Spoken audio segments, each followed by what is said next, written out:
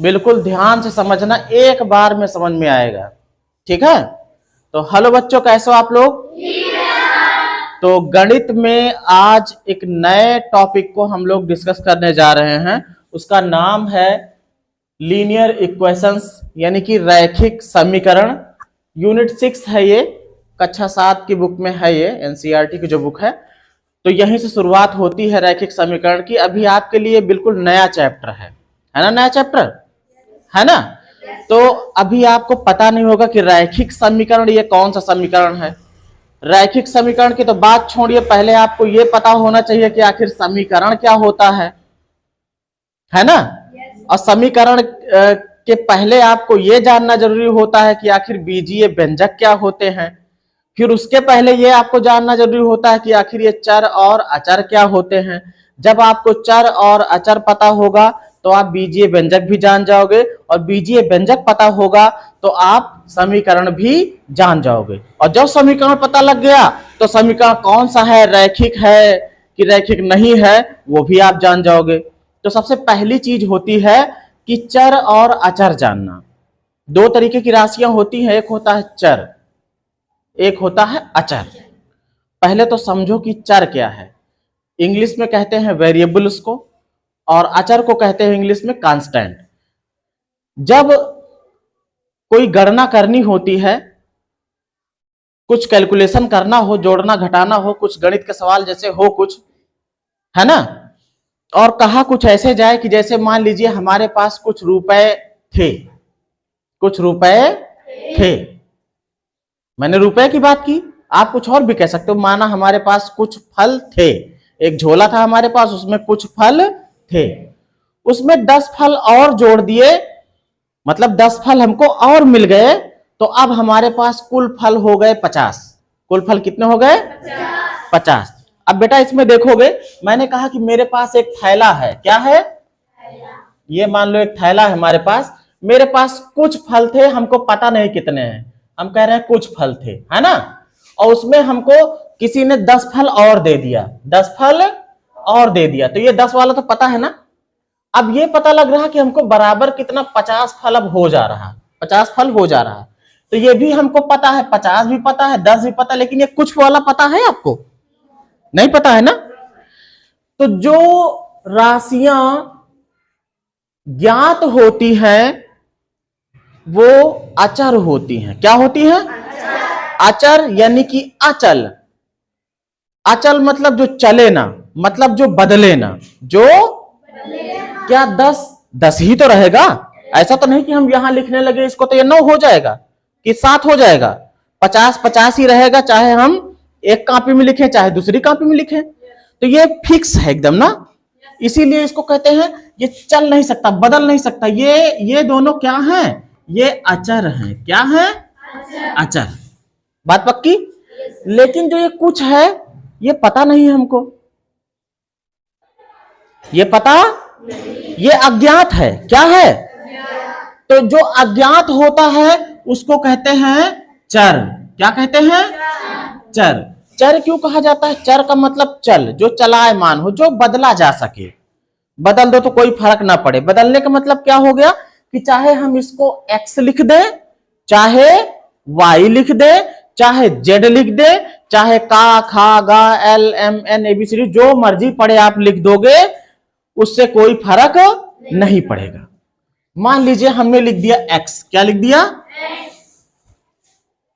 अब अगर इस x का मान निकालना हो, आप क्या करोगे? 10 को उधर भेजोगे, 50 में से 10 जाएगा, 40 आ जाएगा। मतलब यहां जो कुछ है, यहां पर हमारे पास 40 था, तभी तो 10 मिलने के बाद 50 हो गया। x का मान कितना आ गया? 40। कितना आया? 40। अगर इसको y कह देते, क्या कह देते? y, तो y प्लस 10 बराबर 50 होता। फिर 10 को उधर भेजते, 50 में से 10 घट जाता, फिर जो है 40 होता, तो y का मान कितना आ जाता? 40 आ जाता। तो x का मान भी 40 आ गया, y का मान भी 40 आ गया। हम z भी रख देते तब भी तो 40 आता। मतलब चाहे x रखें, चाहे y रखें, चाहे z रखें, चाहे का, खा, गा रखें, कुछ भी रखें, आता हर बार कितना है? 40 आता है ना। इसका मतलब कि x से ये y भी हो सकता है, z भी हो सकता है, का, खा, गा कुछ भी हो सकता है।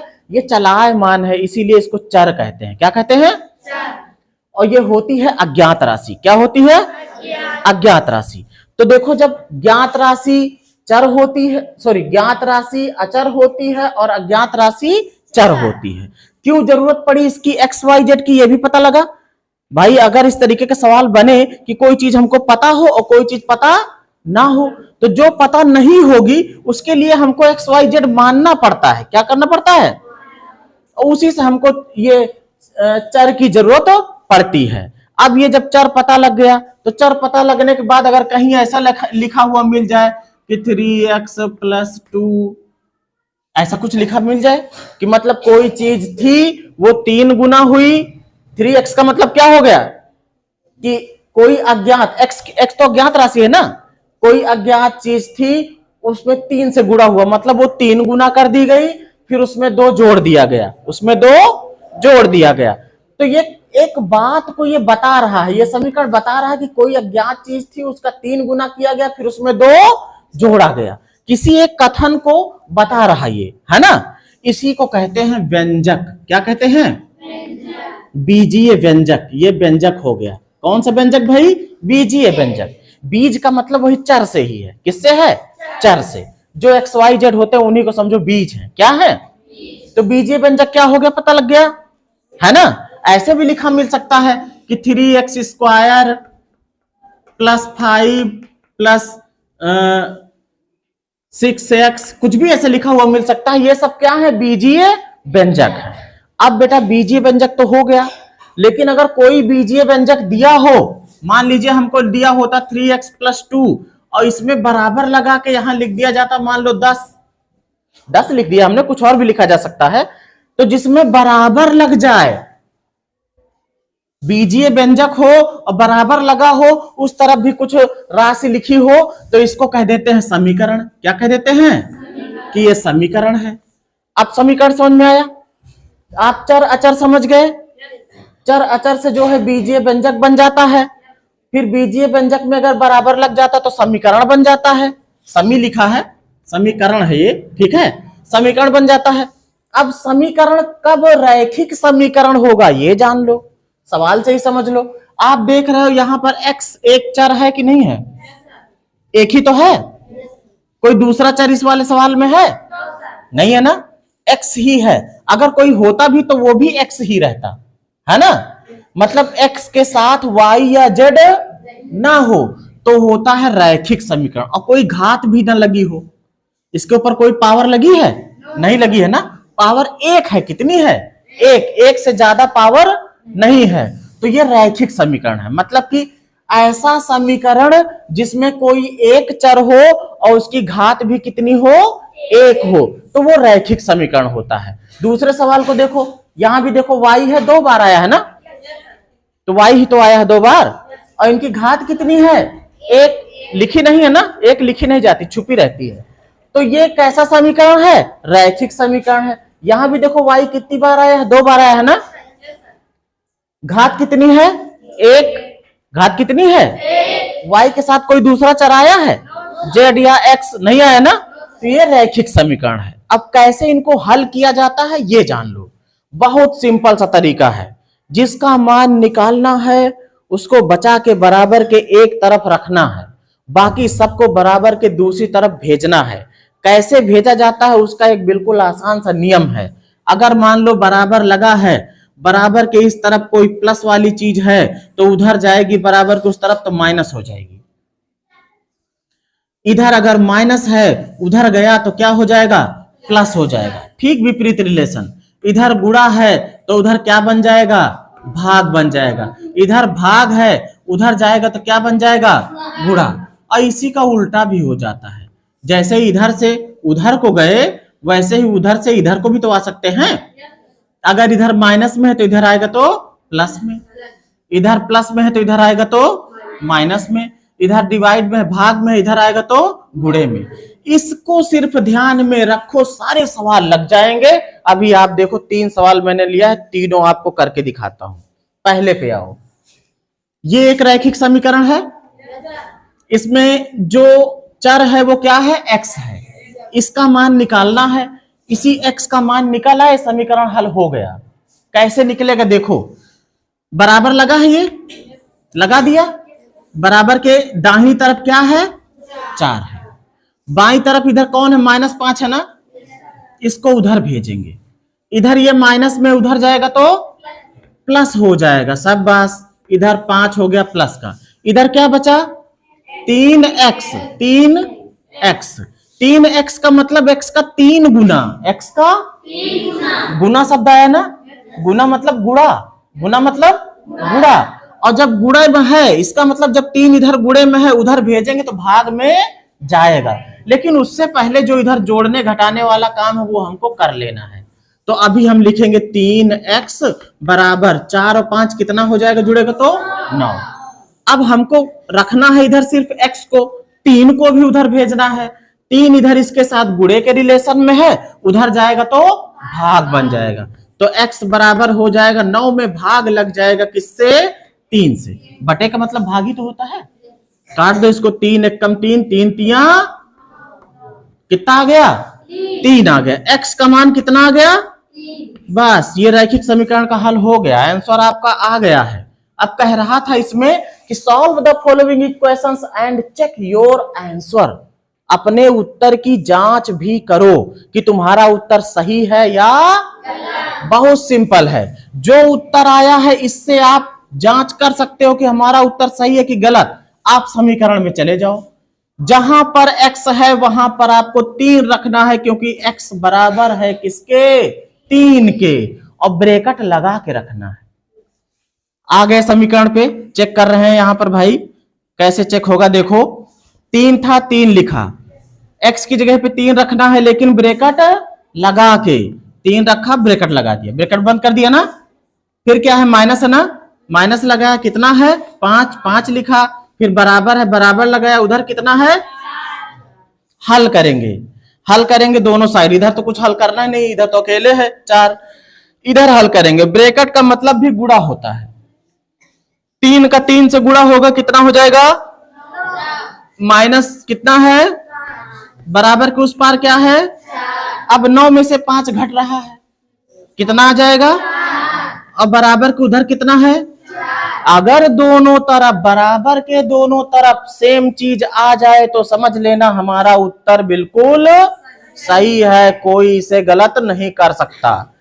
अगर बाई तरफ का left hand side, LHS left hand side, बायां पक्ष बराबर हो गया है राइट हैंड साइड के, दाएं पक्ष के, तो हमारा उत्तर बिल्कुल सही है।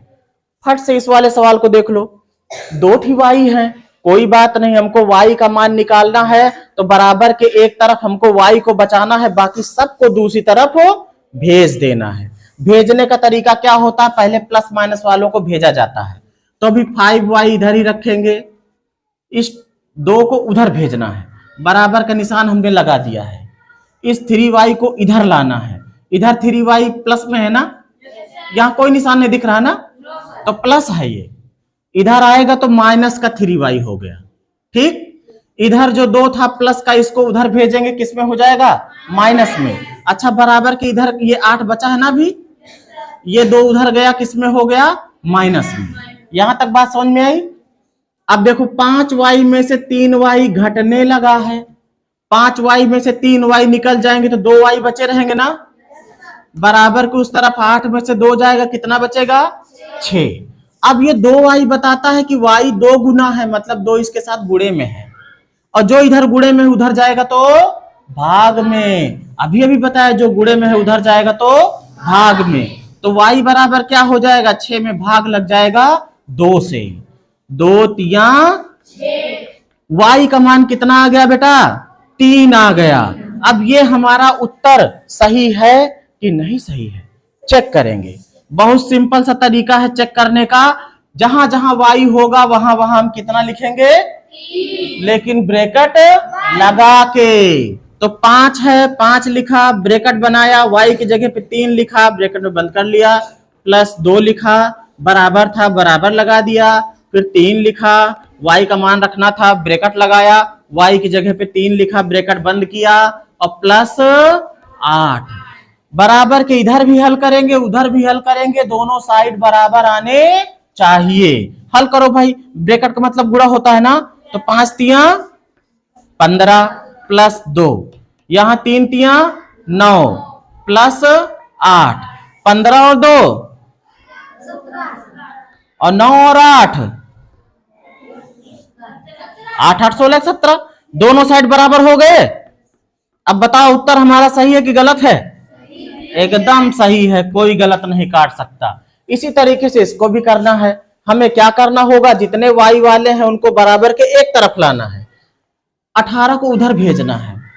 कोई जरूरी नहीं कि उधर भेजो, तुम चाहो तो इस 5y को भी उधर भेज सकते हो, बस एक तरफ रहे y वाले, चाहे बराबर के यह पार रहे चाहे वह पार रहे। चलो अब की बार इसको हम उधर भेज देते हैं, इधर माइनस में दिख रहा है ना, उधर जाएगा तो प्लस में हो जाएगा ना, जोड़ने का काम रहेगा। तो चलो बराबर ऐसे लगा दिया, ये सवाल यहाँ पे हो रहा है, बराबर लगा दिया बीच वाला। हमने क्या करना है, 5y को उधर भेजना है ना, उस तरफ पहले से कौन है 3y, इस 6 को इधर लाना है ना, क्योंकि उधर रहेंगे अब y वाले, ठीक है। तो उधर पहले से 3y था, लिख दिया, 5y इधर माइनस में था, बराबर के उधर जा रहा, किस में हो जाएगा, प्लस में। इधर पहले से कौन है 18 है, हम इधर से -6 को इधर ला रहे हैं, उधर माइनस में इधर आएगा तो प्लस में, है ना। अब ये जुड़ेंगे 8 6 सॉरी 18 6 24, कितना हो गया, 8 से 14 के 4, 1 1 2 24, ये भी दोनों जुड़ेंगे, 5 5 और 3 कितना हो जाएगा 8y। अभी 8y बता रहा कि 8 गुना है y, मतलब 8y के साथ गुणे में है, इसको भी इधर ले आओगे ना, उधर तो हमको केवल y बचाना है ना, तो y बराबर हो जाएगा 8 इधर भाग में आ जाएगा, तो 24 भागे 8, 8 तिरिक 24, y का मान कितना आ गया 3 आ गया। अब ये हमारा y बराबर 3 सही है कि गलत है, इसको आप चेक कर सकते हो।